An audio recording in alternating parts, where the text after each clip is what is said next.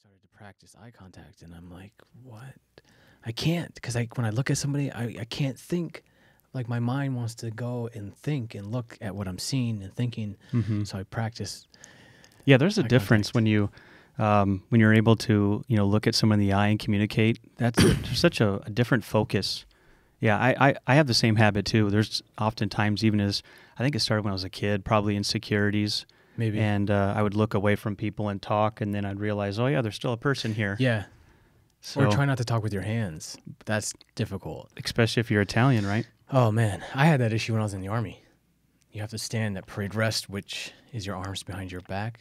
And when I would get excited about something, I would have the tendency to bring my arms or my hands in front of me and start talking. The drill sergeants would be like, Perez, parade rest. And I'm like, that's right. And then I'd have to look and be like, yeah, it's pretty funny. Nice. Well, everything looks good on the live stream. Here we are with Mike Perez Hey. on the Origins Live podcast. It got a good, solid signal, and we're ready to get started. So, Mike, it's so great to have you. Thank We've you. been talking about doing this for quite some time, and we finally just found some time to carve out and to have you on the show and to share your story. So, as most of people know, if they've listened to the podcast before, the whole purpose of the show is really just to allow people to share their story, their individual story, and then we, the listener, just get to listen to and try to make sense with the individual as they explain the events that shape their life. We live in a very tribal world, and a lot of the tribalism is very toxic because we have a hard time dealing with people who are different than us. But when you're allowed a space to at least hear people, and then not always have to totally agree, but be able to respect their experiences and try to learn from someone else's experience, that's where I believe maturity comes in. So I hope this serves the people that come on the show, such as yourself, but I also hope that it serves a larger audience as we all try to make this world maybe a little less tribal, a little more other focused. So that being said, Mike, let's just get started with your upbringing. Can we start from there? Yeah, let's do it. Okay, so I have a really unique upbringing.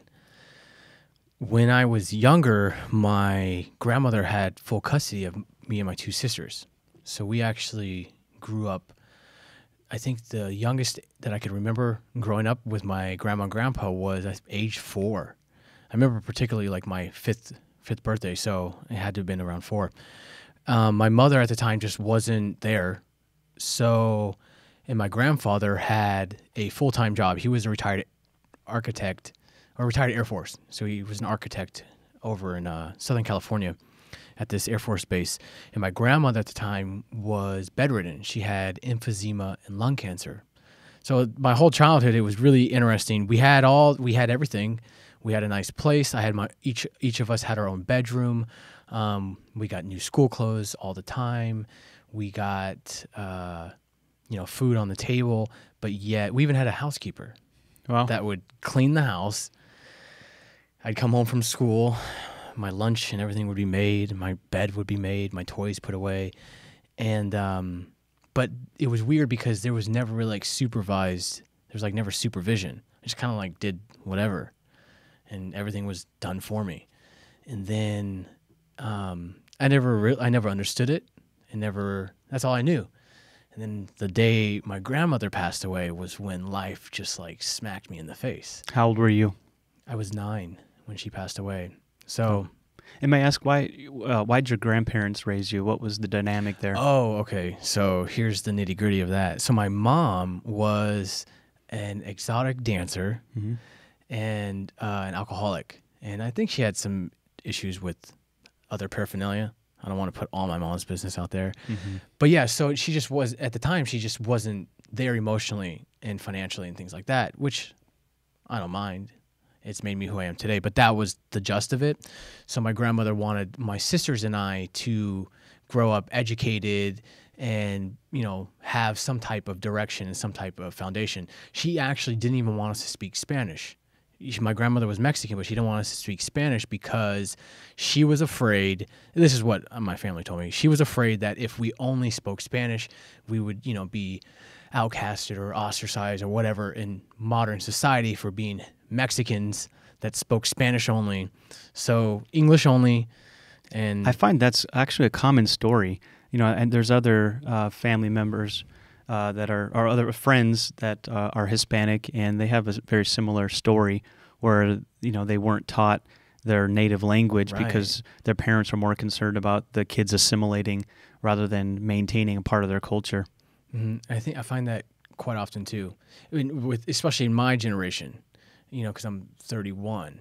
So it's like that weird, like before technology and everything too. Whereas now you have TV shows like Dora the Explorer, and every child learns Spanish before they even learn English, basically. And now people are like, you don't speak Spanish? How could you not speak Spanish? I'm like, well, let me tell you my story, then you would understand. But I don't have time for that. So, yeah. So your grandma passing at 9, and kind of back to that. I didn't mean to sidetrack you, but so your world was kind of turned upside down when probably the most stable person in your life, one of the most stable people in your life, passed away. Yeah. Okay. So I went from being woken up every day at a specific time, getting dressed. My nanny would literally help me get dressed. I would walk to school, go to school, have a great time, be a kid, come home, have snacks and lunch made for me, and then I would just do stuff. I'd play, and then nighttime when I go to bed, right? Easy life. And then when my grandmother passed away, my mom she got custody of me and my sisters. And so here my mom is, I think she was like 27, never been really a parent. And, here's 3 kids that are in her care. And so I give her credit. She really did the best that she could do given the circumstances. And so we went, at the time it was great. It was like liberation. When we moved, she picked us up, and it was like, yeah, I'm living with my mom finally. This is so cool. Because as a kid, you don't know the circumstances of why your parent isn't there. But when I remember as a kid, I loved my mom, and I was like, yeah, finally I get to live with mom, and this is so cool. And like, that's all I cared about. And which is weird. I wasn't really upset that my grandmother passed, but that's another story we can get into later. Mm-hmm. But I was just excited that I got to live with my mom. So fast forward a little bit. It was hard. My mom was working all the time. She was never around. By the time she'd wake up, because she worked nights, by the time she was waking up, I'm already home from school. I've done half my things. She gets up, and then she's going and getting ready to work. So I literally had zero supervision. I remember living in this small town, La Quinta, California. It's like outside of Indio in Riverside. And there would be times where I'd get home from school, and I'm like, this is a cool neighborhood. This is new to me. I'm in another part of the world. So I would just start exploring. And I never had anybody to tell me, like, that's a no-no. And I'm telling you, I would go out like miles. Like, I'd go out a mile away and be like, oh, okay, tomorrow I'm going to go over there. The next day I'd go even further. And there were times where I'm like 10 miles away from home. And I'm 9 years old, just exploring the world. And it was fun. I loved it. Nobody would tell me what I had to do, what I couldn't do. Do you have any siblings joining you in that venture? No, this is all just me. Yeah, just by yourself. Yeah. I've always done things by myself. It's really, even since a young kid, playing Legos by myself, going into the backyard. I taught myself how to ride a bike, how to play baseball by myself, which is why I bat left-handed. People always ask me why I bat left-handed, even though I'm right-handed. I would throw the ball with my right hand because I'm coordinated, and then I would swing the bat left-handed.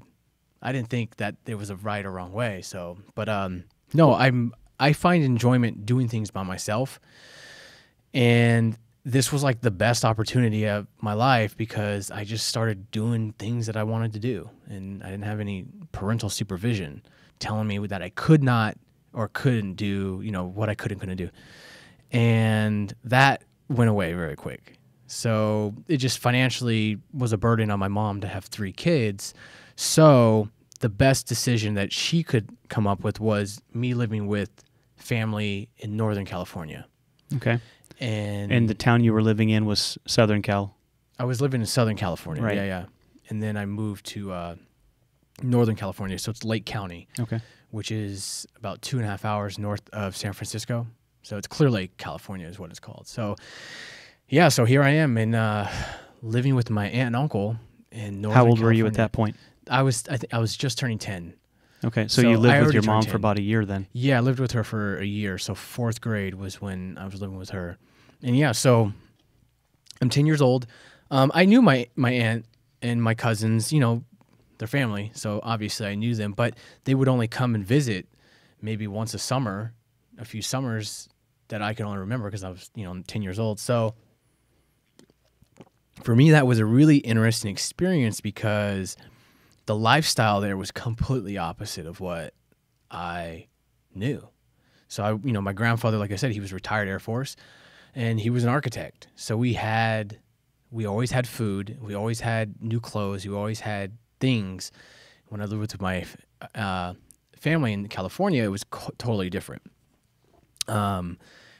We didn't have nice things. Mostly everything that I got was secondhand. There were times, when I didn't even know when the next meal was. It would be dinner time, obviously, but it was like, man, I'm hungry. And so it's things like that was a real shock for me. And just experiencing all that, going from like a life of freedom and silver platter to just getting up and doing chores. I'm like, what is a chore? Where's your nanny? Yeah, exactly. No, really. Talking back, like, man, I didn't understand that I wasn't allowed to do that. I didn't understand that I wasn't allowed to do a lot of things according to the tribe of that side of my family. And what was interesting was that entire time that I lived with him, it was a battle because I was rebellious as all hell. I mean, I didn't want to do what they told me to do because to myself, I'm like, no, you're only telling me to do that because you don't want me to do it. Why? I would always ask my aunt and uncle, why? Why do you want me to do that? And because I said so.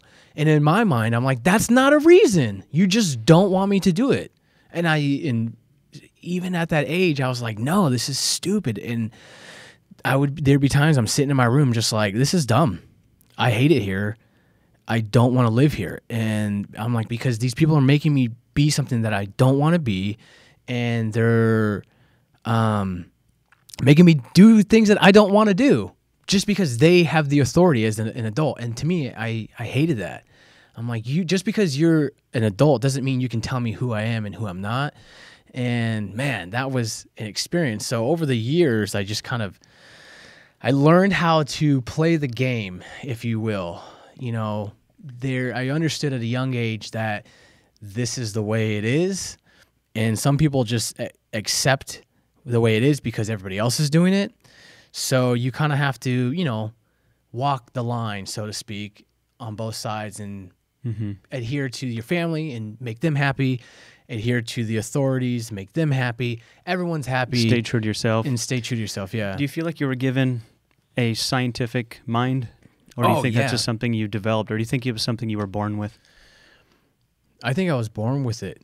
So even at a young age, I would take apart stuff. Like I would have cars. You remember those little cars you would pull back?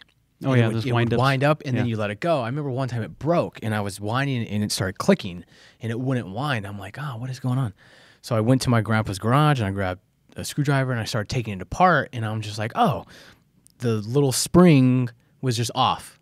And I was like, that's it? Oh, okay. And I put it back, and then I was like, it worked. And from that moment, I was just like, how do things work? And ever since, from a young age, that's always been my reasoning for seeking knowledge. Why? Why is it that way? Why does that even work? And I've always had that. So I did excel in math and sciences, which is funny. I did very well in math, very well in science. I did horrible in English. But here's the irony. I literally talked my way into a passing grade in English to convince my teacher to give me that grade so I could. My elaborate story was, I need this so I could go to college. What if I don't do this, I'm not going to go to college and my scholarship is ruined. And do you remember her name? Mrs. White. Mrs. White. Mrs. Shout White. out, Mrs. White. Mrs. White. You made this possible. Yeah. My linguistics paid off, even though my comprehension in literature is not very good. So you've always had a curious mind. You're more of a scientific thinker. Yeah. And which is interesting. You mentioned something that kind of took me by surprise. You said that you like doing things on your own, but yet on the flip side, you're extremely extroverted, or at least from what someone would evaluate. Was that a safe assessment? Yeah, no, you're actually right. And so, who was it? I was listening to an audio book, and I think it was, I can't remember who the actor was, but they said the same thing. They're extroverted to the extent that they need to come back to solitude so they could recharge. Mm-hmm. And so that's actually how I am. Like, I think that's what it is. I find the solitude is my way of recharging. Okay. So when I'm by myself and I'm learning, I'm just like, wow, this is amazing. This is amazing. I didn't know this. I didn't know this. I didn't know this. And then it's making my subconscious stronger. It's building who I am more. And then when I'm out in the world, I mean, you notice, I'm just like, hey, did you know? And I'm like, this is this, and this is this, and this is this. And all my friends, they always used to call me the king of useless information. But I rebuttal with, I have different rebuttals. What one was different from the one I mentioned to your wife earlier. People say knowledge is power. And I say, you're right. Half true. Half true. But power is the rate at which energy is transformed, transcribed, and transferred. So a lot of people, they don't utilize it right because they're not they're transforming it. A lot of us are transforming power and energy through the thought, but they're not transcribing it right. They're not making use of it. Mm-hmm. So then it's transferable energy is lost. So they're just taking it in and being like, oh yeah, I know that. Do you know it or do you understand it? Are you transcribing it and making it relatable to you? If not, then that transfer energy is lost.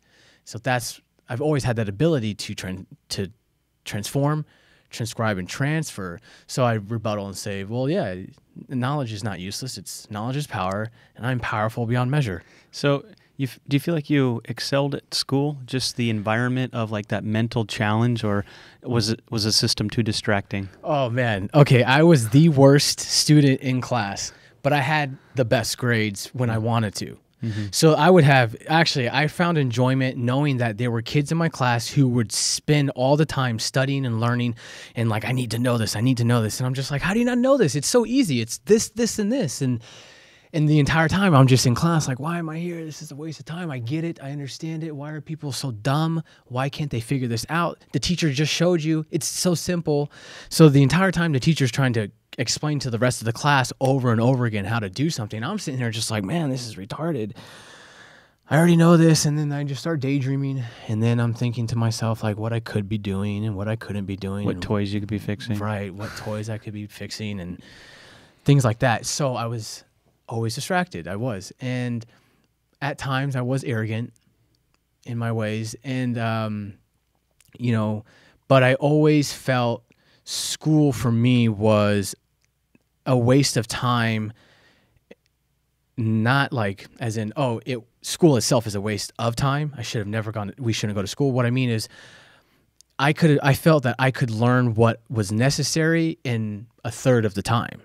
So the rest of the time I'm there, I'm wasting my time because I'm like, I already understand all this. I need to move on and work towards the next thing, but I can't because I got to wait for everybody else. Mm-hmm. And I'm just like frustrated. And I'm still like that even today. And, no, I'm not going to say it, but you know what I mean? So I'm just kind of that way, but I've always been that way and I'm not going to change. That's the thing is I am who I am. And if people don't like it, then that's on them. So yeah. Schools was always an issue. Oh yeah, so I was a problem child. So I loved messing with teachers. I loved distracting the class to kind of just break down the barriers, man, and just get people to like open up. So I always was the class clown. Teacher would say something, I would mock them, and the class would just burst up laughing. Oh, and the teacher couldn't really do much because I was right in the way I would be so clever into mocking them that it wasn't wrong, but because they knew that, it was like, they wanted to reprimand me so much. I remember one year in particular, I got in trouble so much. I was suspended so many times, I got expelled. And I got expelled like 2 months before the end of the school year. So I'm just hanging out at home, playing basketball, playing Xbox, or playing PlayStation. And the school calls my mom and they said, hey, we will allow your son to come back to the school to take his exams. So if he passes his exams, he'll pass the school year. My mom, she's like, do you think you could do it? You could study, and I need you to do this for me. I'm like, yeah, this is like, in my mind, I'm like, this is easy. Yes, I'll do it. So I did. 2 months, I went into the school, took the exams, passed the 8th grade. And my mom was like, oh my God, thank you so much. This was one of the years I did live with her. So you kind of went back and forth. I went back and forth, yeah. Over that time. So yeah. So you kind of fell out of school for a little bit. Is that how it worked? Yeah. So I got held back once because I didn't go to school, and my grades reflected that I was a bad student. Yeah. So they were like, oh, you're held back. And I'm like, I'm not dumb. Yeah. I just didn't go to school. That's why my grades are C's and F's. So when you're with your mom, exploring was probably a better option. So go exploring rather than go to school. Well, because when I lived with my mom, I never had anybody telling me what to do. And you were bored at school because so I just did what I wanted to do. It was too slow. Yeah. So just kind of started doing your own thing. Yeah. So that's kind of the whole school aspect. But high school was a different thing. So how did the dynamic change then? Okay, so here's how when I was in high school, it just didn't connect with my aunt and I. I love my aunt. She passed away in June, so rest in peace for my Aunt Kitty. I love her to death because she did everything that she could do and knew how to do to take care of me. So it did get better. You know, we had food, and I had toys, and always had things that I needed. Were they the best that I was used to? No, but she always made sure I had all these things. So, but we just didn't connect. You know, she would tell me to do this and do that, and I just was like, I don't know, because you're telling me to do it because you don't want me to do it. You have no reasoning, and I hated that. It went against who I am. And then finally, my cousin, Christina, she's like my second mom. So my cousin, Christina, she's like, you know what? Let's make an agreement. So she ended up taking custody of me when I was in 10th grade. And my cousin Christina knew that who I was. She just knew me. So it was such a great relationship between her and I, where she knew that as long as I had my freedom, I would obey, and I would be respectful, and I would do what was asked of me.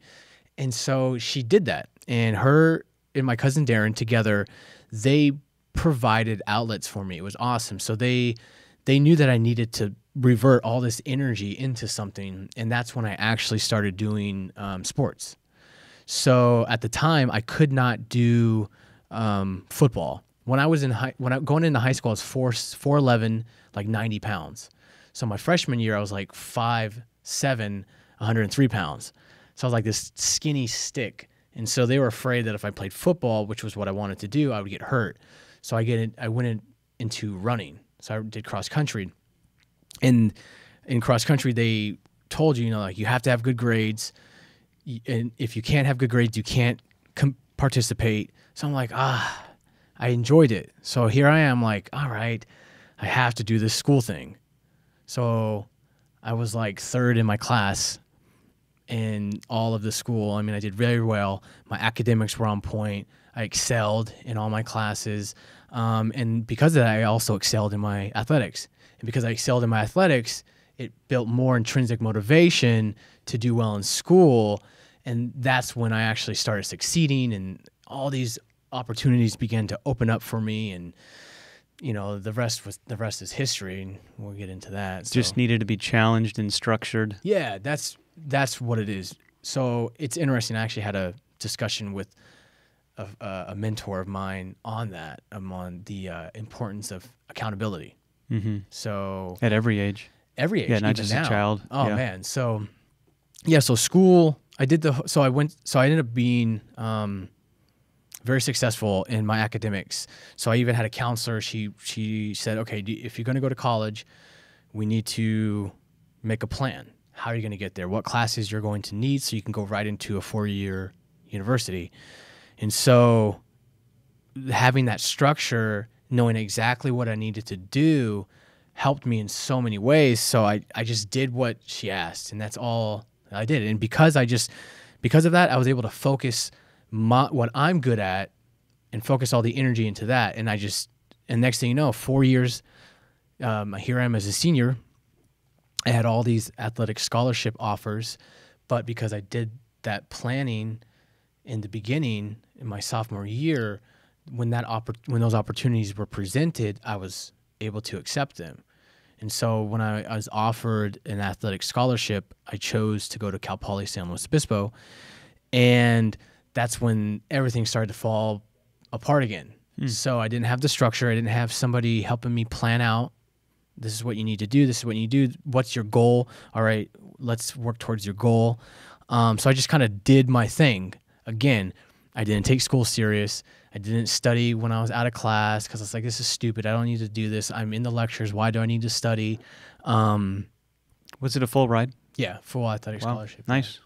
Division II, right? Division I. Division I. Division I, man. Yeah. Division I school, was a full ride. I was up there. It's pretty fast, I guess. So why didn't you were running track?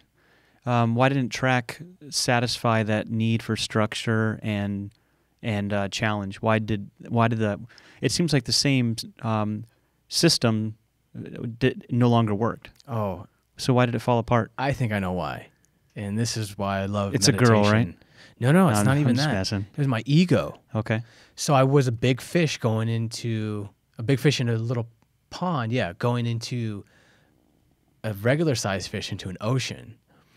And so I had the mentality that I was better. Like, why do I need? I was like, I already know how to do this. I'm this good. I know that. I do that already. I know this already. Like, I don't need to focus all this energy and time into these things. I know this already, you know? And so in college at Cal Poly, it was just like everybody was studying and just like, that's all they were doing. And I'm like, this is ridiculous. No, I don't want to do this. I don't want to go to class for 3 hours and then spend the remainder 6 of my day reading these textbooks that are I was just like, oh my God, this is ridiculous information. I'm like, they take a full chapter to what could have been summarized in one page. And I'm just like, oh my God, it's spending 4 hours to read this 2 chapters. And I was like, I hated it. So. And there's a financial reason for the length of books, by the way. Yeah, I believe that. So basically, running was, I still did my best. I was very competitive, and I tried to be the best on the team.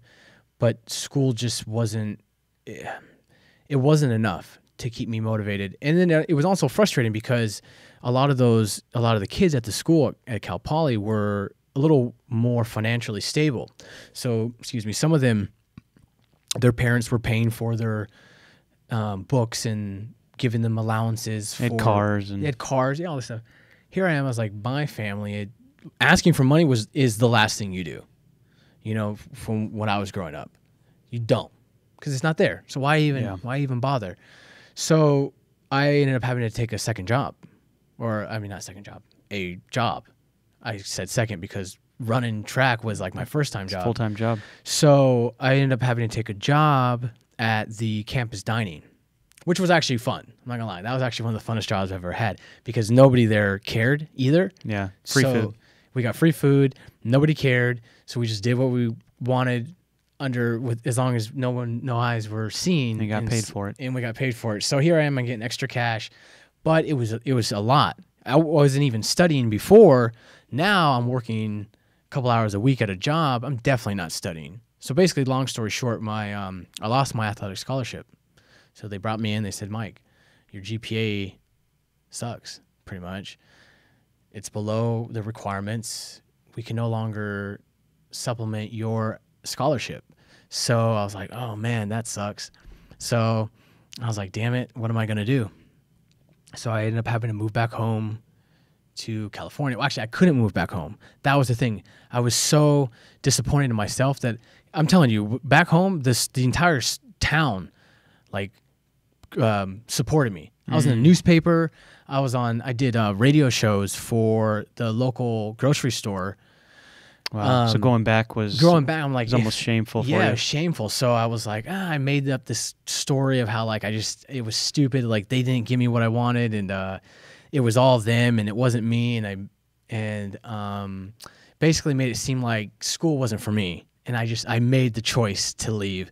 Completely opposite, and it was not that way at all. So, But in a way, though, school wasn't for you. it wasn't. No, Yeah. that's true. It really Right. wasn't. But The system, you're Yeah. very intelligent and you want to learn, but the system becomes very limiting for you, yeah, just given your restrains broad attention, your vast expanse of knowledge and your desire to learn things probably a little bit more less structured. Maybe that's the way. Exactly. So, so here I am in Southern California or Northern California. I'm going to a junior college. I'm still running. I even took a break from running. I took like a month and a half off, and I went from this is running 60 miles a week, 60 to 80 miles a week, doing interval training 2 to 3 times a week. I was putting in massive amounts of volume. I mean, my mile time back then was like low 4 minutes. Wow. So you could imagine how much. And then I was also weight training back then. So I went from doing all that, studying, living on my own, to going back to my hometown. And I was in the junior college. I applied for like FAFSA, so I was making like, paying for that. And I wasn't working. And I had one of my really good friends. They were kind enough to work with what I could afford. So here I am, just living it up, trying to make my running career thrive. And I started smoking weed. It was like the first time I ever started smoking weed. How old? I was 19. Okay. 20. I was 19, 20. I can't remember. And so I was working at Best Buy. I got a job working at Best Buy. I actually got the job because I went in and this guy was looking at a camera. I was like, yeah, you don't want that camera. Like, this is what you want. I was like, what are you trying to do? And this guy's like, oh, I want to do this. And I was like, yeah, so this kind of camera you want, blah, blah, blah. This is why. This is the megapixels. It does this, et cetera, et cetera. And the guy's like, oh, thank you. Do you work here? I was like, no, I don't. He's like, well, you should. I was like, oh, I should. So I went there and I applied. I was like, I want a job here. So they hired me. And then after like 3 weeks, I was like, this sucks. I was like, this is stupid. I was like, I don't want to do this. I'm wasting my time. And I'm like that with almost every job. Just get tired of it quickly. Yeah, because I'm there. I'm just like, this isn't what I want to do. I mean, I could be doing a million things other than this right now. This is dumb. I hate it.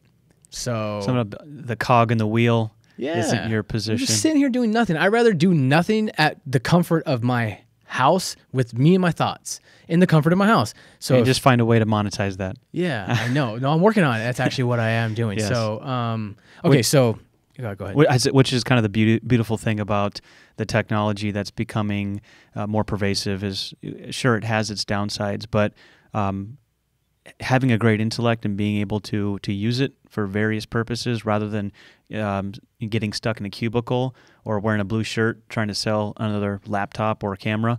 I think sometimes we fail to see just the advantages of technology. I think sometimes people become very negative about it because of all the things that are out of our grasp and out of our reach, but it creates a lot of opportunities for very creative minds. Well, actually, I had a discussion with one of my old roommates about that. And here's why I think this is. Because if you think about it, technology threatens in physical jobs. Our whole existence since the Industrial Revolution has been your livelihood is your job. That's what sustains your family, provides for you and your tribe. And when you are a person that doesn't care about that system and you have other unconventional means of income and you're just nilly-dilly doing your own thing, being you in a job environment, it threatens that person's identity because that identity is attached to that conventional way of income, which is the 9 to 5. So I feel technology, a lot of people are like, I don't know about that. I don't know if that's going to work because they're comfortable with what the conventional society has created for them. And this new way of living and existing and experiencing threatens that old way. And if that old way goes away, what are you going to do? I can't, oh my God, my 9 to 5 is gone. My security is gone. Everything's gone. Who am I? I'm nobody. Now I can't pay for my Louis Vuittons. Now I can't pay for my Avalanche. Now I can't pay for my 4-bedroom house that's just me and my one child. Like, all that's going to go away. Oh my God, what am I going to do? That's how I see it. Yeah. So, well, I think oftentimes we're sold the two-pill solution. On one side is communism, on one side is capitalism.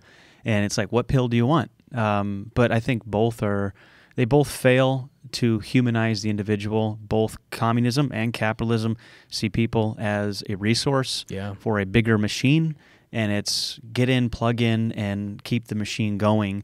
And I think there's a lot of trends going on now that don't really match or don't fit into a two-pill system or whatever whatever you may use to describe it.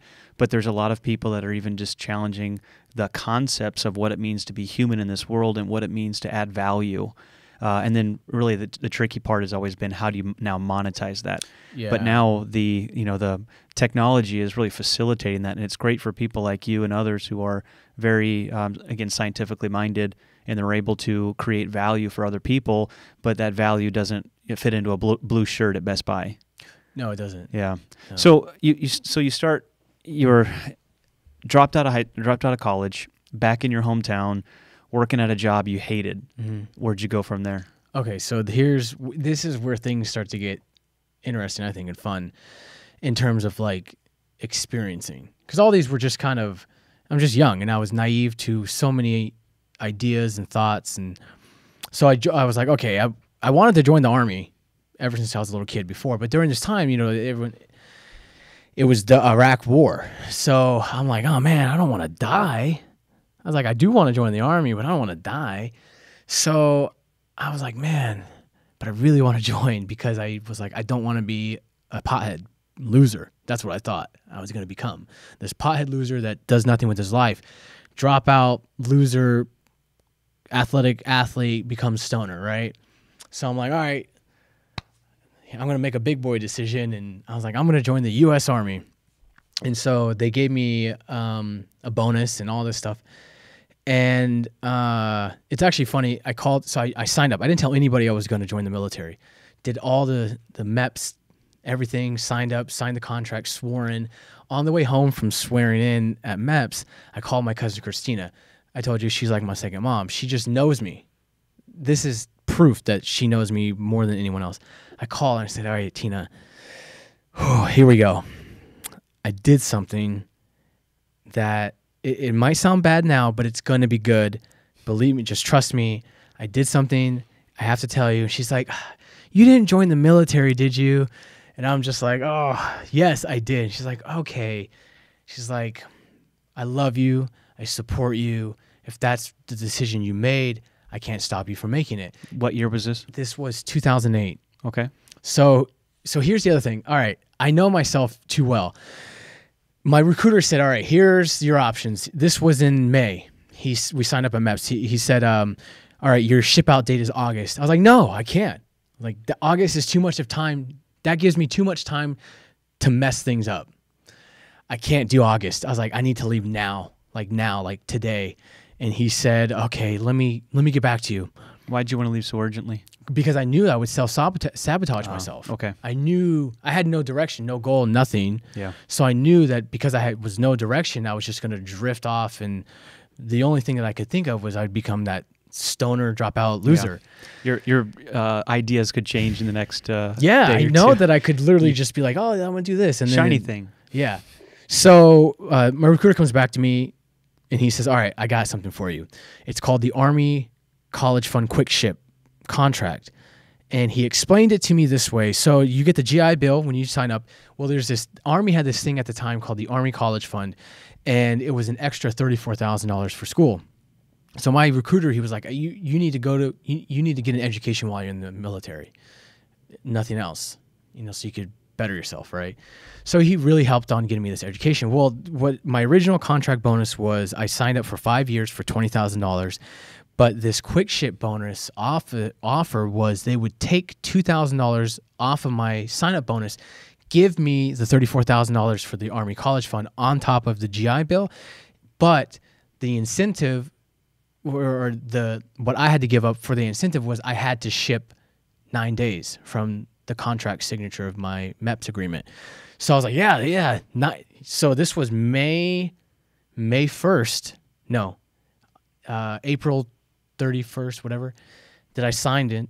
And he's like, all right, but if you want to do this, you have to ship off to MEPS on the 8th. And I was like, yeah, okay, let's do it. So literally I had 9 days from my contract signing to the Army to when I went to my basic training duty station.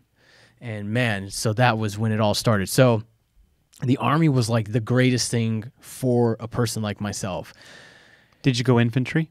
No, I went military police. Okay. So when I joined, this whole time, I'm just like I'm sitting at the bus, looking out the bus window, just like, man, I'm joining the Army. This is the coolest thing ever. I'm like, this is badass. I'm going to be a super soldier. I'm going to do all this crazy cool stuff. I'm going to fight the war. I'm going to do all this stuff. And the entire time, like, I knew that this was going to be fun. I watched so many military movies. I knew that in basic training, it's all psychological. They are doing the things that they're doing because they're trying to trick you into being their way. And I was already like, no, I'm not going to buy into it. So I played the game the entire time, and I pushed the buttons. I don't think there was anybody that pushed the buttons in the Army the way that I did, because it was my skill. I'm good at it. I read people. I'm like, all right, how far could I go? I'm pretty good at this, and I'll push the limits. But I would always do it to where I'd push the limits so far to where I was able, when I would step on an eggshell, or a solid egg, and it would break, I would always be able to justify why I did it. So they're like, okay, I get it. I see where you're coming from. But it was most of the time it was fabricated. My objective, my objection. So in the military, I loved it. Basic training was a blast. I mean, the harder they made me work, like when somebody would get in trouble and the entire unit would have to, drop and do 50, I'd be like, yeah, 50, let's do it. Everybody be dying. I'm dying too, but in my mind, I'm just like, more. I'm just like, the challenge. Yeah, I never was challenged like that.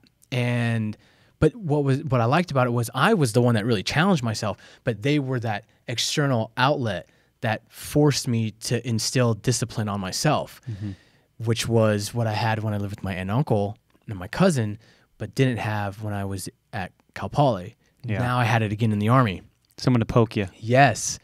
And so, but in the Army, what I enjoyed was they said, all right, place, person, time, and place, or be here at this time and this place. And so it just got easy to me, where all I had to do was be a certain place and do what they wanted me to do and be the best at it that I could be. The old Army slogan was, be all that you can be. So when there'd be times where I'm like dying, and I feel like I'm going to pass out. I'd be like, be all that you can be. And I tell myself in that and be like, this is nothing. So I was able to push myself. I'm going to fast forward because I don't know what time we got. Oh, we got time. We got about 20 minutes. Okay. So when I was in basic training, I loved it. They would tell us, chest up, shoulders back, chin up. The reason why it's you want to present stature. You want to be mentally focused. The reason why you're running is because you need to be conditioned. You need to be strong. All these things, they tell us why they're making us do it. But I would look to my left and right, and the whole time, everybody else was elsewhere.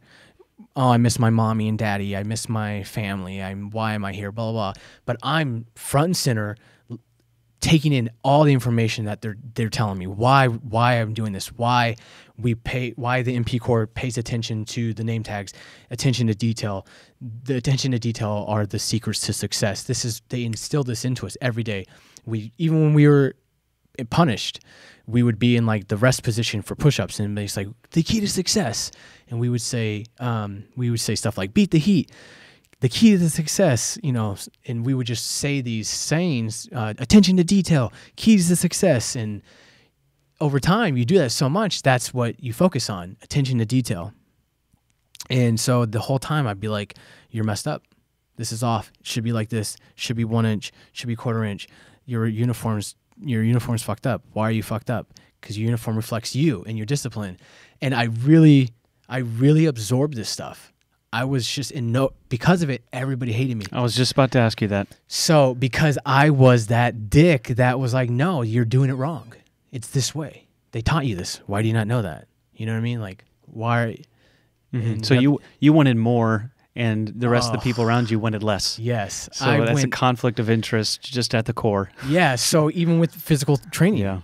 The PT test, everybody's was like, I got to do the run. I'm like, the run's easy. I suck at push-ups and sit-ups. So that's what I focused on. I became the best at PT. We'd have like mock board awards. I'd be like, oh, okay. I'd try it. I'd get beat by someone. And I'd be like, oh, this person beat me? Really? And then that would motivate me to go isolate myself, learn, and be like, oh, hell no, I'm not letting Johnson beat me. So I would learn and study and absorb all this information that pertained to the Army. And then I go and apply it and excel. And be like, whoa, Perez, that's amazing. How'd you do that? And be like, keys to success, attention to detail. And I would just drop all those little nuggets. Mantra. Yeah. And so, fast forward, I went to Germany.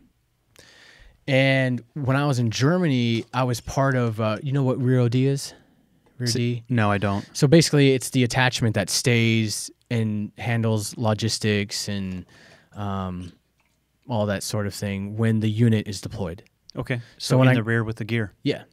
Yeah, exactly. So when I got stationed to Germany, they reassigned me from my original duty station, which was going to be in Kaiserslautern.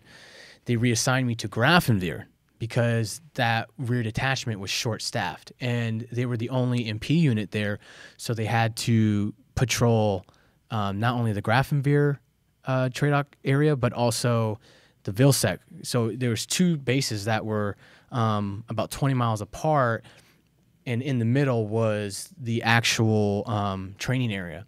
So the Grafenwehr MPs, we had to patrol both of those areas. So they needed to make sure that it was staffed. And so I got reassigned there, and it was a lot of nothing, hurrying up and waiting, and just because there was nothing for us to do. There was no training. There was nothing going on. So a lot of times we just kind of sat around. And then in Grafenwehr, there's nothing outside town. The whole entire town closes at like 2 p.m. On the weekends, nothing's open. So that's when I really started getting into weight training, like metabolic conditioning. And then I was training like twice a day, sometimes 3 times a day. And this was back in 2011. So this was like when all the hype of YouTube motivational gym videos was like at its peak. And I remember I'd get off a flag call at 5:30, go straight to my barracks room, put on a YouTube video. I'd watch like 3 YouTube videos and be like, oh, let's go lift. And I would just go to the gym and just lift and just exert myself to the fullest. And I was doing some crazy stuff in the gym. I was training just super unconventional. Just I'd find something and be like, ooh, that's hard. And I would just like master it. And eventually one of the sergeants came up to me and was like, dude, Perez, dude, you're an insane athletic physical person. Do you want to do a competition? I was like, oh yeah. Okay, yeah, what is it? What's the competition? Tell me. And it was called the Best Warrior Competition. So it's this event that the Army has where it's a 3-day event, and it consists of a ruck march, land navigation, marksmanship, board presentation, warrior tasks and skills. It entails weapons, disassemble, reassemble, wartime knowledge, all these different areas, the total package. And I was like, yes, of course I want to do that. Like, hell yeah. So my sergeant signed me up for this thing. And I did it. And I did it at the battalion level. I don't know how you guys have it in the Marines, but battalions just, you have company then battalion. It's so battalion then company first. Okay, so it's companies small, a couple hundred, Yep. battalion, and then it's 3 companies. So so I did this battalion best warrior competition. And I did okay when it came to the technical informational part, but I blew everyone out of the water when it came to the PT. I mean, like, people were just like, who is this guy? This is like, I got nicknamed T-1000. T-1000. Yeah, because I was like a Terminator, dude. I was insane shape. This year, 2011, was the best shape of my life. I was running my 2 mile at 190 pounds. I was running my 2 mile in 10 minutes. I was deadlifting 500, benching about 335. I was power clean and jerking 285. I could do 45 strict dead pull-ups without stopping.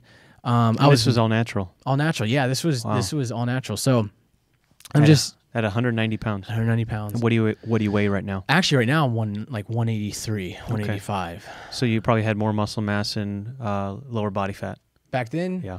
Well, it was different. I feel I actually had about the same, but I didn't have the level of conditioning, the density that I have now. Okay. But I'm way weaker now than I was there, and I'll get into that in a little bit. Mm-hmm. So I blew everyone out of the water when it came to physical stuff, but I sucked at the board presentation and the technical. So my sergeant was like, all right, we need to fix this. We need to work on that. So that's what I did. I started focusing on my Army history. I started focusing on my warrior tasks and drills, and I would just spend all my extra time practicing and learning and memorizing and learning the technical aspects. And I still trained. And all this was going on while the unit was still deployed. So I had all the time to do all this. So I ended up winning the battalion best warrior competition. I went to the brigade. I won the brigade competition, and then I went to the division competition. I won that, and then I made it to the Army Europe Army division, which is USERA, and I competed in that, and I got second place. Out of how many?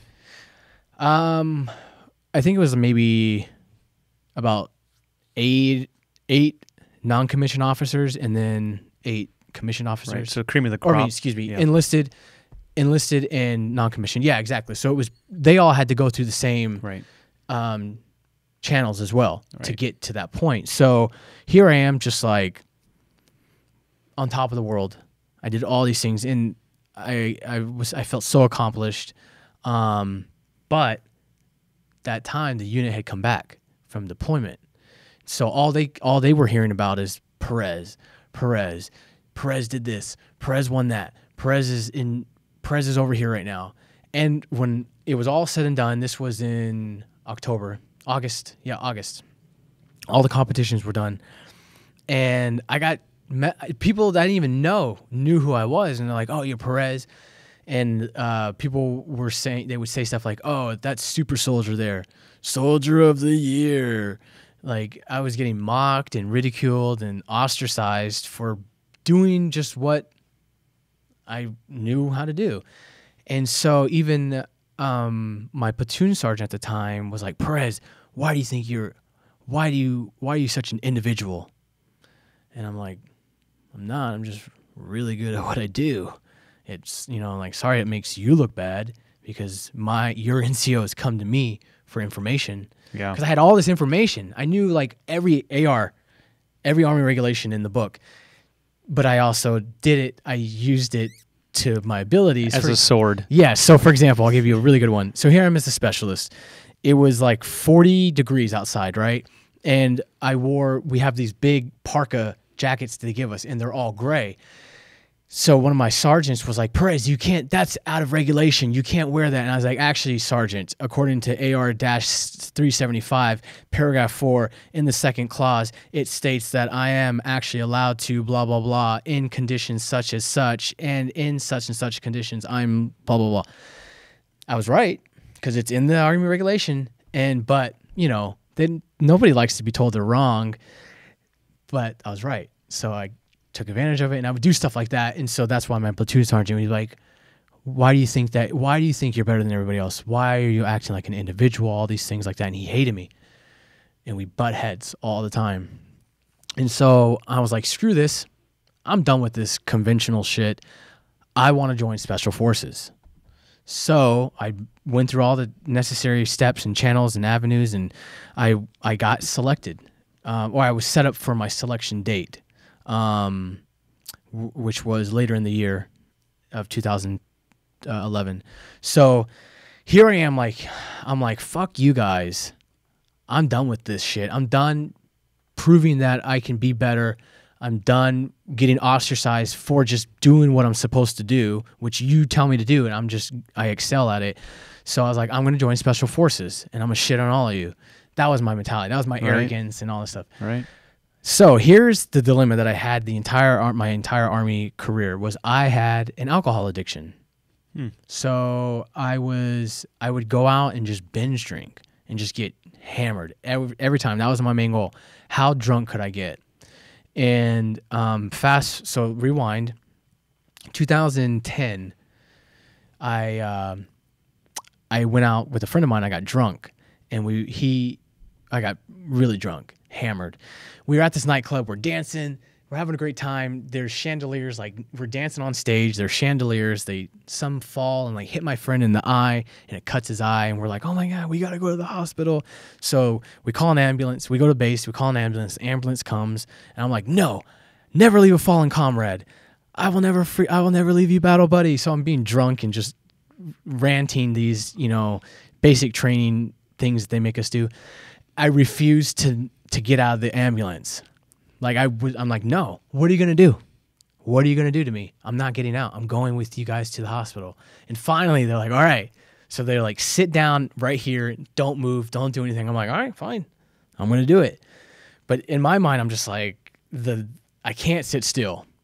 When someone tells me to sit still, I can't. I'll be like, okay, I'll do it.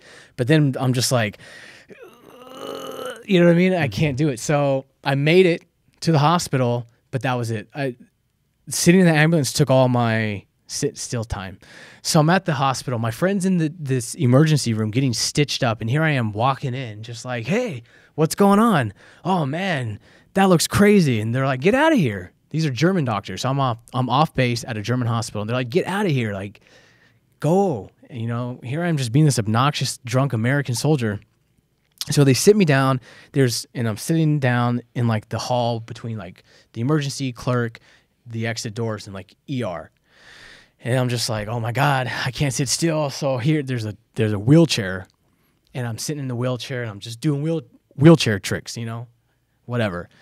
My friend finally comes out, checks out, and we're like, let's go. And I'm like, let's go. And I wheelchair out of there. And so you steal the wheelchair. I stole the wheelchair. So this was this wasn't 2010. It was 2011. It was after all the Best Warrior stuff. So I got off. I got lucky. And they basically were like, it was a funny prank, whatever. I didn't get an Article 15, but I did have to go to ASAP. And this was the fourth time I was in ASAP, Alcohol Substance Abuse Program. It's like the Army's version to AA. Yeah.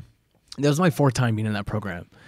Twice when I was at Fort Riley, and once when I first got to Germany. This was my fourth time. So they were real effective programs. Oh yeah, they're very effective. Yeah, they're very exactly. effective. So PowerPoint and yeah. Oh no, it's you sit in a table with everybody else. AA then. Everybody introduces themselves why they're there. Okay. And then the counselor kind of gets people to open up their behaviors so they could share, so everybody else can kind of see. And then she's like, well, why they would basically be like, well, couldn't you have done this, or couldn't you have done that, or why did you do that? What, things like that. They actually make you think about it, and you're like, oh, maybe I shouldn't have done that. But when there's alcohol involved, it's really hard to listen to yourself. So, so the second was, now fast forward to, I was over it. I was done. I'm like, I'm going Special Forces. Forget all you guys. I'm tired of being ostracized for just trying to be the best that I could be. And so I had that shit attitude, and that's what ruined me, my ego and my arrogance. Because what happened was, I knew that I had to be at shift in the morning, but there was also an event, a local event, to go out and drink and partake in. So I did that, and I just got hammered. I got super drunk the night before, stayed up late, knowing that I had to be at my time and place. And basically I showed up, and I still smelled like alcohol. So they breathalyzed me, all this stuff. I got in trouble. I got an Article 15. And what happened was I got honorable discharge because they actually gave that to me because I had a lot of my sergeants fighting for me to my commander saying, like, look what he has done. We can't just kick him out on bad terms, and at least he's done something for us. So I got off. But what happened was in the Army, they have this thing, it's called Chapter 4 separation, where if you have 2 alcohol-related incidences within 12 months, it's automatic separation. Mm-hmm. So here I am, been training for Special Forces. All my dreams are about to come true. My arrogance and my addiction got the best of me. So what happened was I got kicked out. They were like, you're done. And this, by the time they read me my Article 15, it was like summertime. And then by the time my date was to be separated, literally it was five months before my actual 5-year contract of finishing my Army career. And it destroyed me.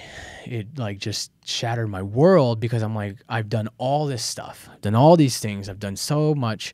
And I ruined it because of this, because of drinking, knowing that my family had a history of alcohol addiction, and my arrogance, then again, it's not a disease. It's not hereditary. Right. Blah, blah, blah. I can control it. Exactly.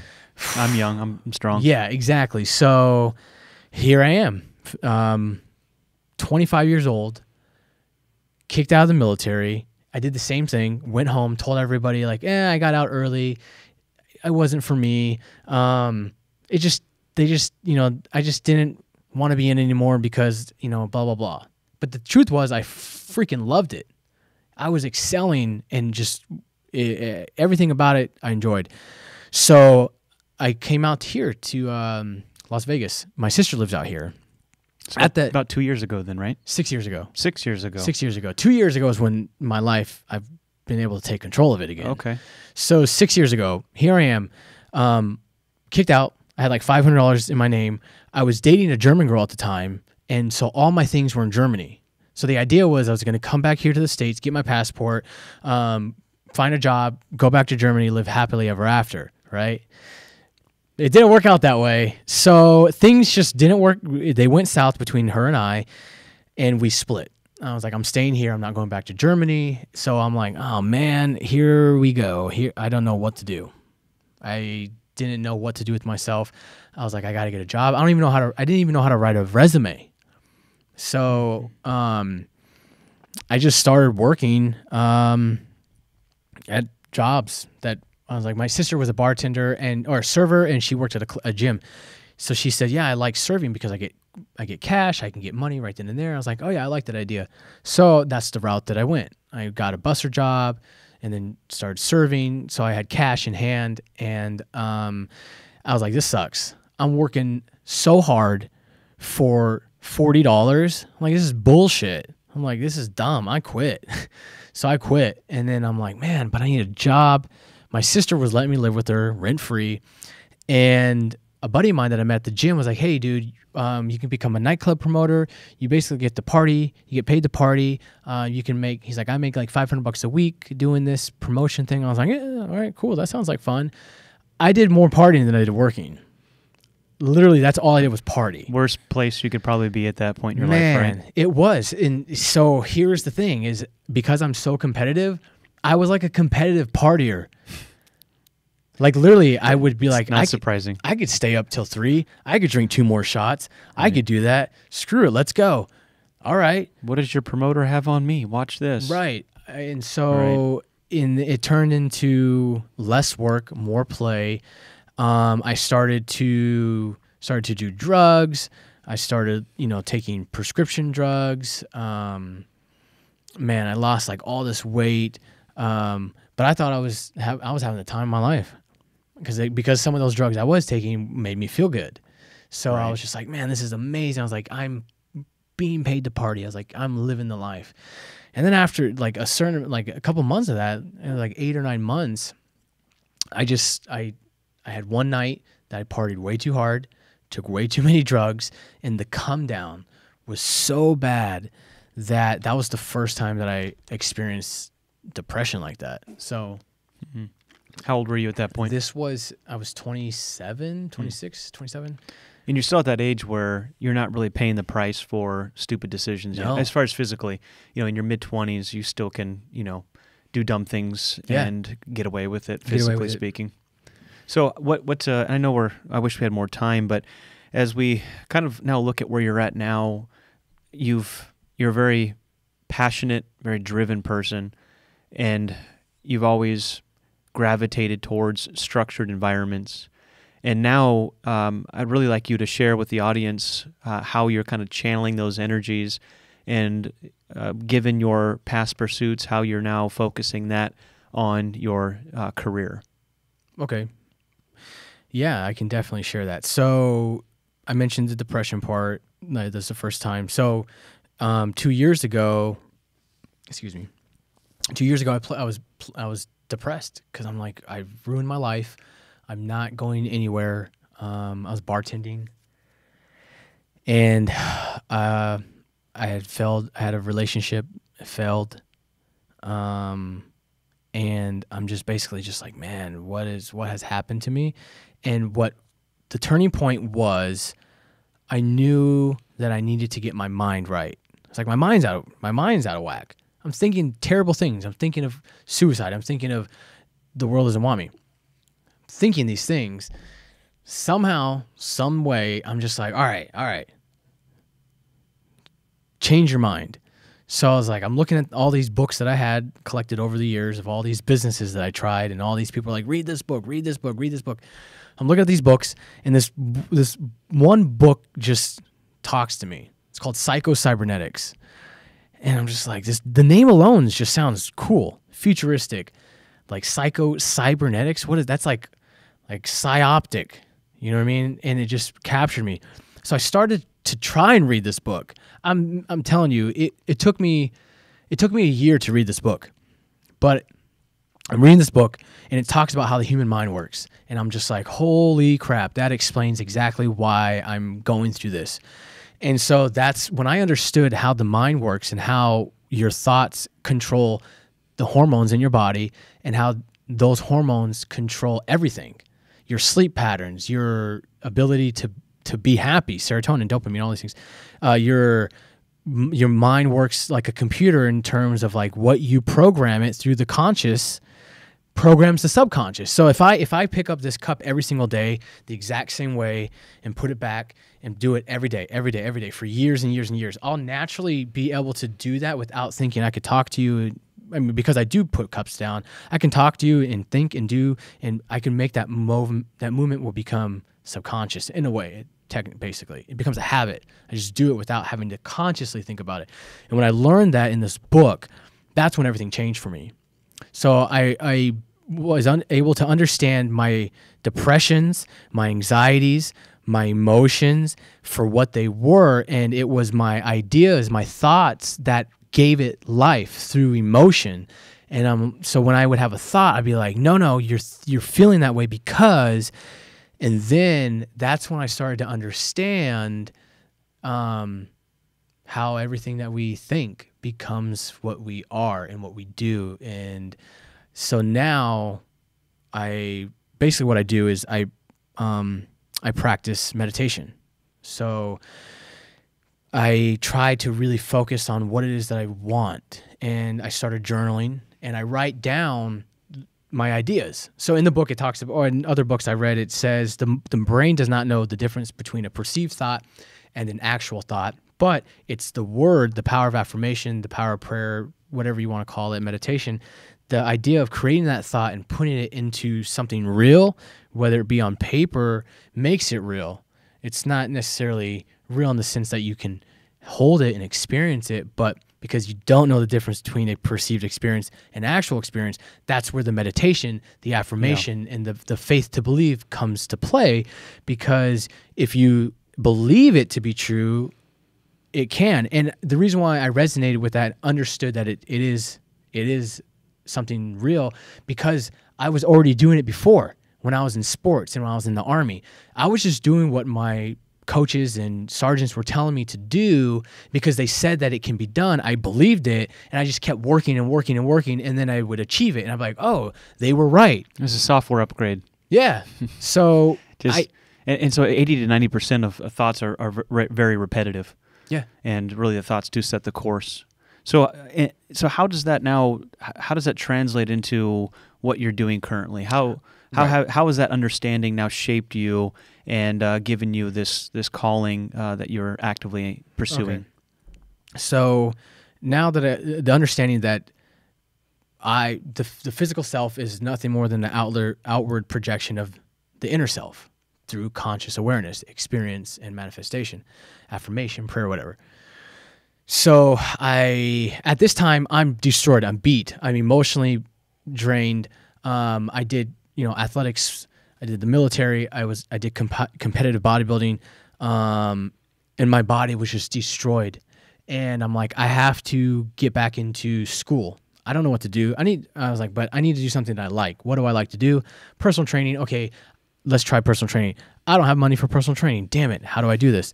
So I started figuring out avenues that I can go. How could I pay for my personal training? And then I remembered, oh my God, I have $74,000 worth of education to use at my disposal. And I'm like, what an idiot am I to never have thought of that? So I've been in school this whole time, the last 2 years.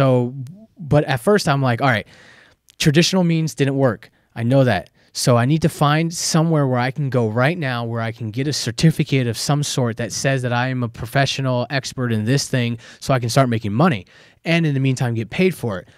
I never in a million years thought massage therapy would be where I would go, but I had a friend, he's been on the show, Nahum.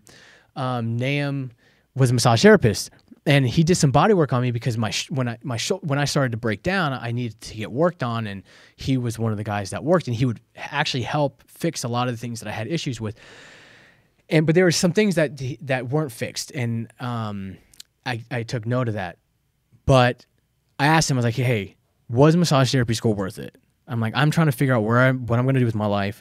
And I'm actually kind of interested in what you do. It's cool how you can actually fix the body that way. He's like, yes, do it. One of the best decisions of my life. So here I am. I'm in massage therapy school, completely unconventional knowledge of what I'm used to. I'm used to quantitative data, the scientific method. It isn't real until proven by the scientific method, all this stuff. To go into this program where everything's, they've been doing it for thousands of years. Okay, but why? That's just what they've been doing, and they do it.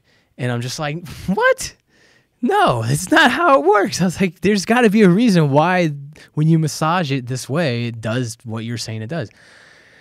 So I was like, all right, I got to use some damn brain power for this. So given my anatomy background from bodybuilding and stuff like that, I was like, oh, okay. They would say this is the blah, blah, blah muscle, and it does this. And I'm like, yeah. Oh, that's why when I would move my shoulder in this angle, I would feel that instead of in this angle. And I would sit in the back of the room and I would start to think like, oh, that makes sense why this hurts or that hurts. Or I'd be like, that's why my knee hurts when I do this, because this muscle is supposed to be doing this, but it's not, because this muscle's tight, pulling it this way, causing this muscle to be injured. So all these things of like how I felt during a run, why my knee hurt during a squat, why my shoulder hurt during a press, like all these things, they started to make sense to me, why they were that way, because I started having quantified data to paint a picture to what I had already known, my infinite intelligence, my experience. And so this whole time I'm in school, I'm just like, okay, this makes sense. This is why I'm this way. And I really, going back to the military, same thing. They would tell me this is the way it is. This is why it's this way. And and I'm just like, yeah. So, but this time it was different. I was more humble. And I really was there to help and learn. More mature. Yeah. So my experience was totally different. It was more of a spiritual experience more than anything else. And because everybody at that program, they weren't egotistical. They weren't trying to be the best versions. They weren't trying to be better than anybody else. A lot of the people actually there at the massage therapy school were just like me. They were people who were just trying to find some direction. and trying to get their life back in order. And it was crazy how it was more of a spiritual awakening and spiritual experience at massage therapy school than it was the actual modality. Oh, I can imagine. Seems like a pretty chill environment too. Yeah, it was super chill. And so for me, it was like I was actually able to finally just be like, breathe. Man, yeah, there's no reason to be the alpha dog. Yeah. You know what I mean? And just to be human. Just to be me, man. And to be okay with just being present at this very moment, being here.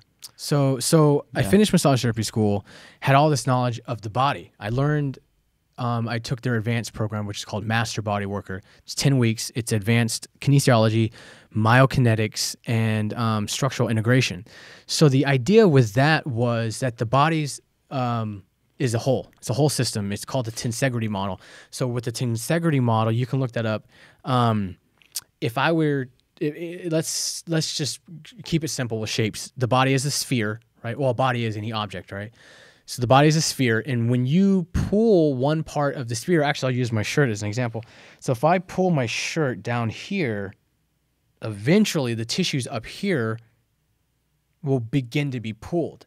So they talk about the fascia system and how fascia is around every single muscle cell, muscle fiber, muscle bundle, and then the limb as itself as a whole. You cannot directly touch muscle without inadvertently touching fascia. So traditional anatomy focuses on the isolation of one thing. Oh, your elbow hurts. Okay, we need to fix the elbow. But the elbow could be hurting because the tricep could be getting pulled up into the shoulder because you have tight rotators or tight chest, which is causing internal rotation, and then to compensate, the tricep is pulling up to keep that, to help with that shoulder stabilization. And now it's pulling the tendons at the elbow, which then puts strain on the medial nerve, the ulnar nerve. So now you're getting pain. So the body's like, hey, pain, no good. So it will contract other muscles to pull the tissues back the other way so there isn't pain. So the whole time your traditional anatomists, physical therapists, even massage therapists, it's locale centered. What is hurting? That hurts. Let's Band-Aid it. Let's put, even in medicine, I'm sick. I have these symptoms. Okay, here's a pill that helps with those symptoms. Rather than finding the causation, why is it hurt? And then, so looking at the body as a whole, understanding when you look at the body anatomically, it should look a certain way because it's a certain structure. Just like a car looks a certain way, all of the cars look the same because they're based off of a structure. Most houses look the same because it's the structure that they're all designed off of, but they all have their unique characteristics, just like we do.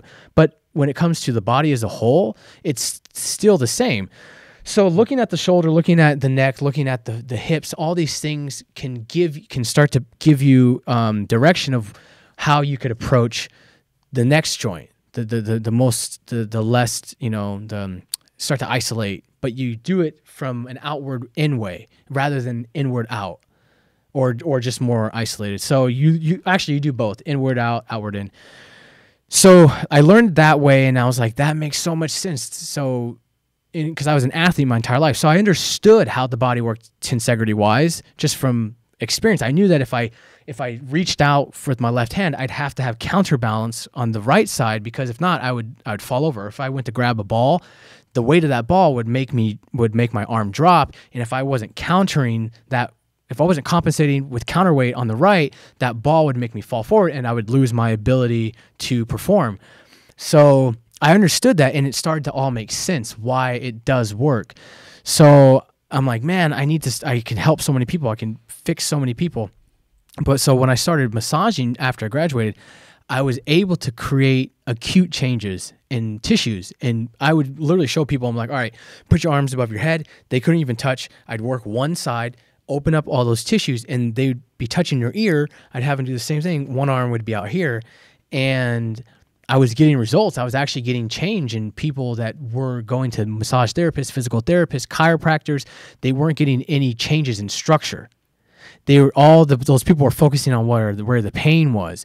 But I was like, well, the pain, maybe it's this. And I would like pull a muscle. I'm like, oh yeah, this muscle's tight. It shouldn't be like that. And when it is like that, it causes A, B, C, and D. And then they'd be like, yeah, that's right. it would be, that explains why when I stood across and reached up for a pot, it hurt. And then after that, I held my shoulder a certain way so it wouldn't hurt anymore. So I'm like, okay. See, so it gave you a sense of purpose, a sense of like a sense of belonging, if you would. It did, yeah. Like you found your why. You're here to help exactly. people. You're here to be. You're using your scientific mind to kind of break down the body and all its functional and help people to live a better life. Yeah, no, exactly. So you went, after you graduated there, you're currently studying to become a personal trainer, or at least certified.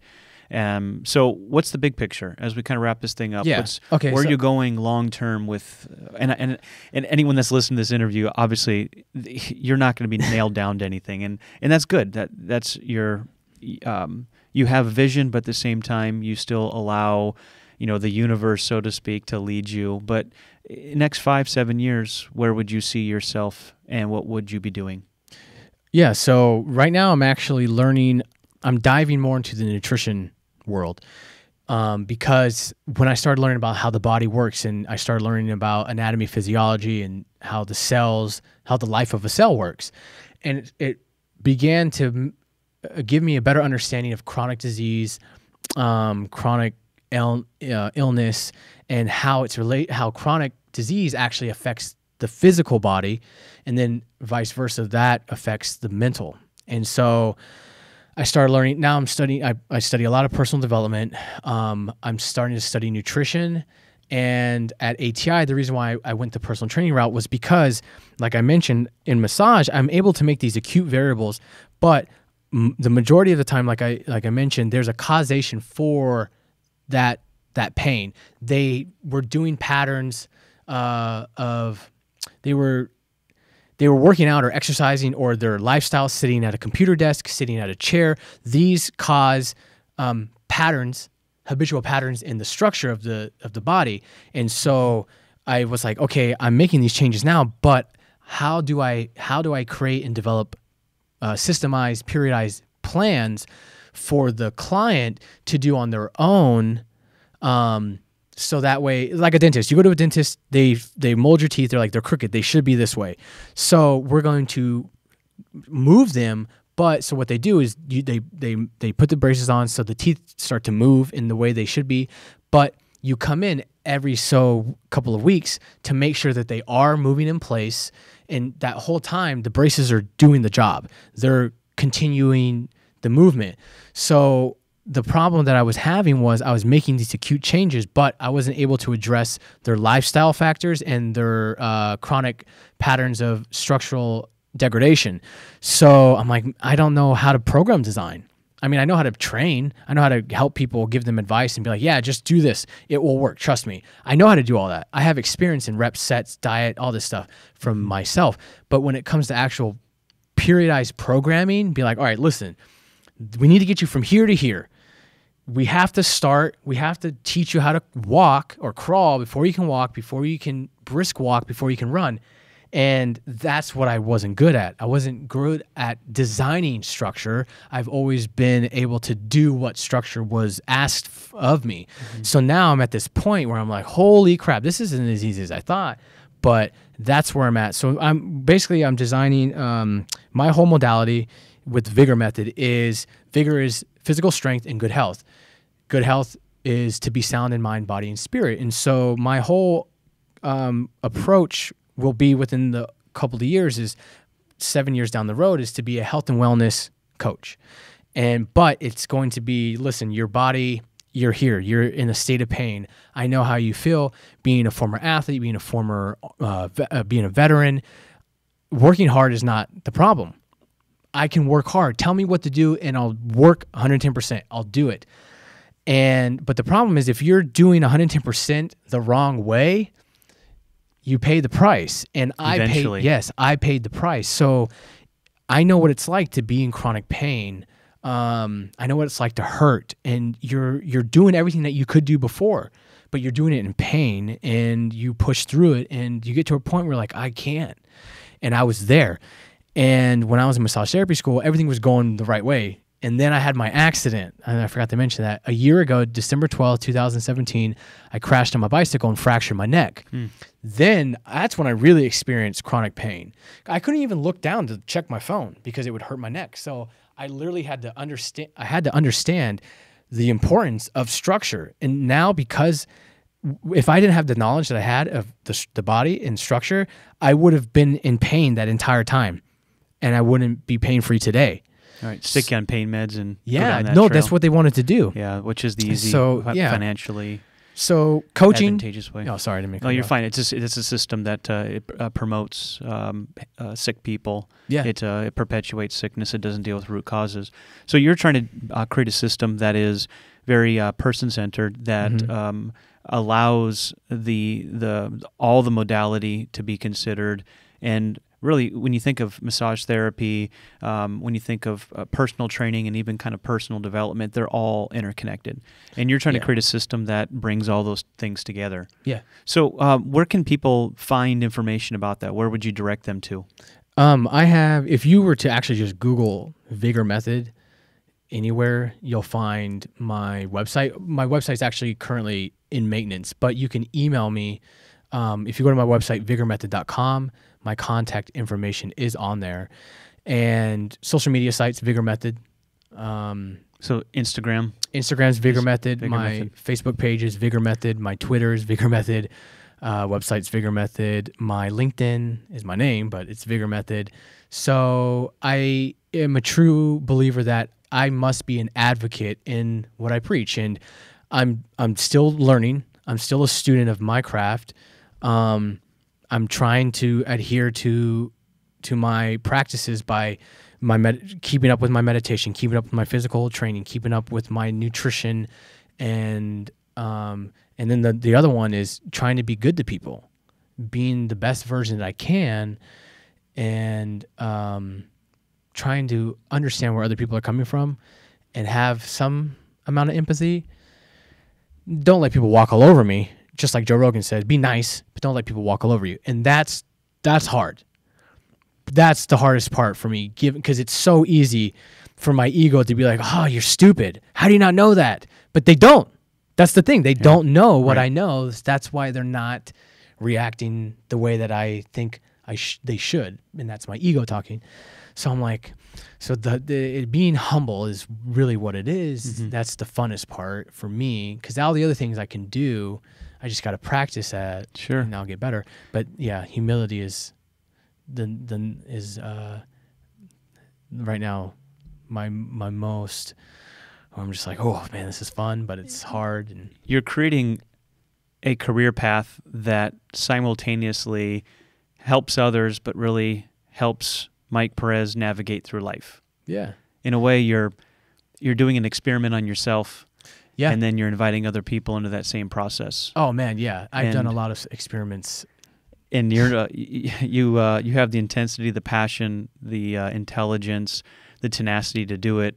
I'm excited to see what happens from here on out.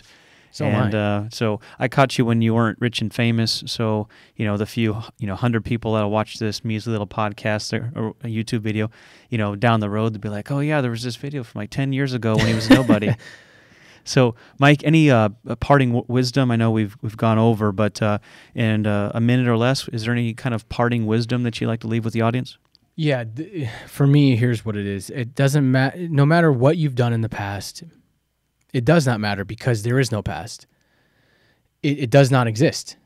It literally was and is now nothing. And in today's information world, you're blasted with what you could be, what you should be, how you shouldn't be, all these what ifs, and it's so easy to get caught up in that and completely forget that there is no what ifs, there is no what was, there's only now, literally right now. Who are you right now? Who is Michael? Who is Austin?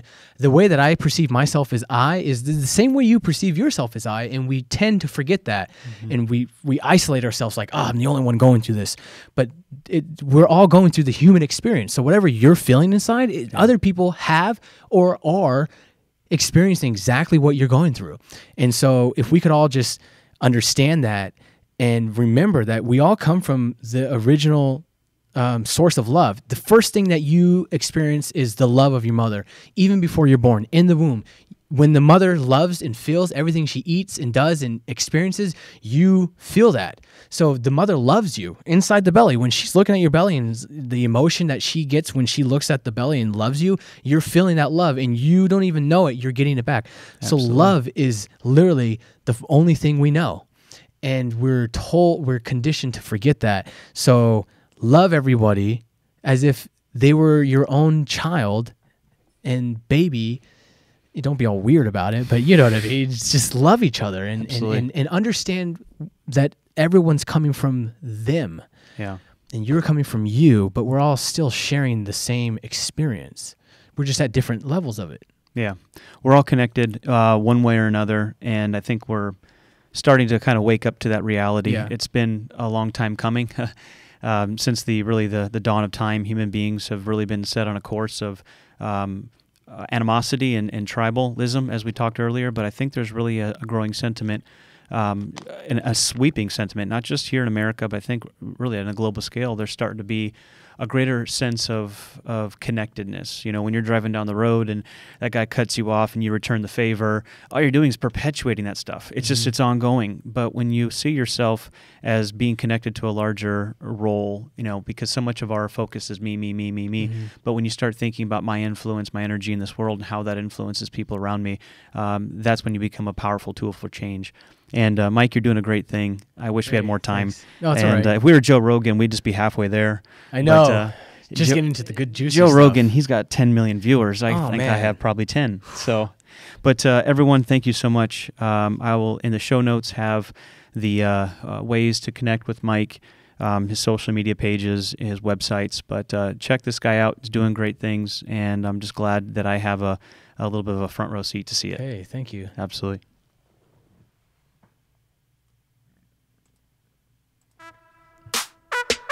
That was fun, man. You did it.